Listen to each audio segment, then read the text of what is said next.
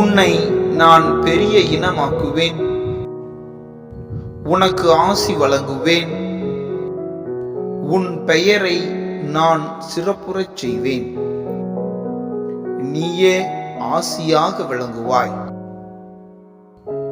தொடக்க நூல் புத்தகம் 12வது அதிகாரம் 2வது இறைத்திருவசனம்.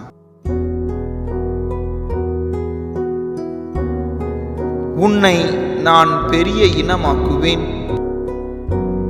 உனக்கு ஆசி வழங்குவேன்,